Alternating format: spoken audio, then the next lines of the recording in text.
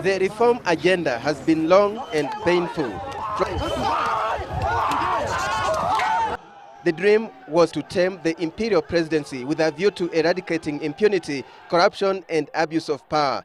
That abuse of power, according to reformists, has in the past been felt in the management of elections. A professional ECK, as opposed to the current situation where the chair and members are handpicked by the president.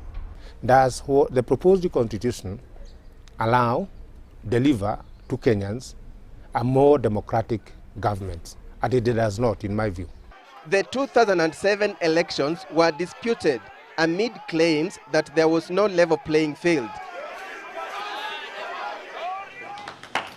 The chair of the commission that probed circumstances behind the chaotic elections, Johan Kriegler, warned that if the electoral system is not radically refined, Kenya risks facing a worse situation in 2012.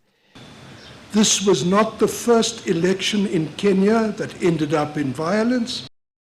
The draft proposes that a presidential candidate must garner at least 50% of the votes cast in order to be declared a winner. If not, there be a runoff between the first and second candidates. A clause Muite says was part of what they have been fighting for since the early 90s and even in 2007 when they proposed minimum reforms. If that one clause was there, we would not have slaughtered each other in this manner.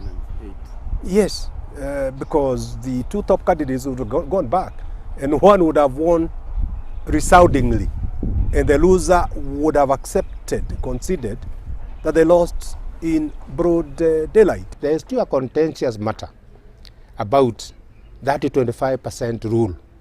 Whether it can make somebody who is number three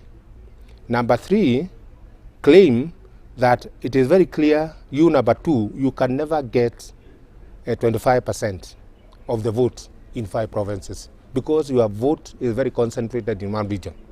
And if a claim is made like that one by number three, then the number three would be saying there should be 3 people who should go to their second round.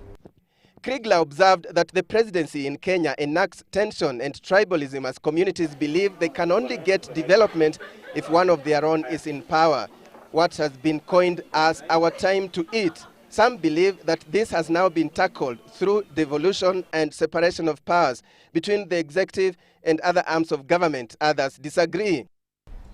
The issue is not about whether parts of the current are better than the earlier constitution.